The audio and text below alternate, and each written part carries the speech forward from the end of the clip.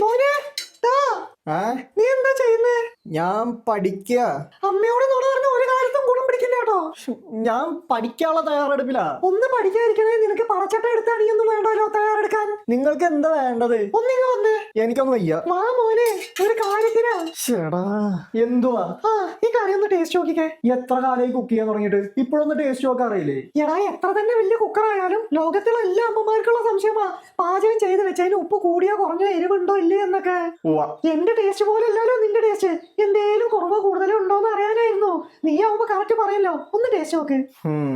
എന്നാ ഒഴി നോക്കട്ടെ. എന്താ ചൂടുണ്ടോ? ഹേയ്, നല്ല തണുപ്പ്. ഊതി ഒഴി. കൊള്ളാം, എല്ലാം കറക്റ്റാ. കറക്റ്റ് ആണോ? ഉപ്പ് ഇച്ചിരി കുറവുള്ള പോലല്ലേ? ഇല്ലാലോ, കറക്റ്റാ. അല്ലല്ല, കുറവുണ്ട്. അല്ല, നിനക്കതിന് എന്ത് തേങ്ങ അറിയാ? ചുമ്മാ വെട്ടി വിഴുങ്ങാന്നല്ലാണ്ട്. നിന്നോടല്ലാണ്ട് ഞാൻ അഭിപ്രായം ചോദിക്കോ? കടന്നു പോകുന്നത്. സ്വല്പം ഉപ്പിടാ. ശരി, പിന്നെ എന്തിനാ ബാക്കിയുള്ളവരോട് വെക്കണം? സ്വന്തമായിട്ട് അങ്ങോട്ട് ചെയ്തൂടാ. ഷീലു, ഈ കറിക്ക് ഉപ്പ് കൂടി പോയല്ലോ. ആണോ? നോക്കട്ടെ. ശരിയാണല്ലോ. ഞാൻ ഈ നശൂലം കെട്ടവനോട് 1000 വട്ടം പറഞ്ഞതാ എല്ലാം കറക്റ്റാന്ന്. അപ്പൊ ഈ വ്യാളി ചെറുക്കനാ പറഞ്ഞത് ഉപ്പ് കുറവാ, കുറച്ചുകൂടെ ഇടണമെന്ന്. അല്ലെങ്കിൽ ഇവന്റെ ഒക്കെ വാക്ക് ആരാ കേൾക്കുന്നേ? ഉപ്പും കർപ്പൂരവും തിരിച്ചറിയാത്തവനാ ഉപ്പിന്റെ അളവ് പറയുന്നേ.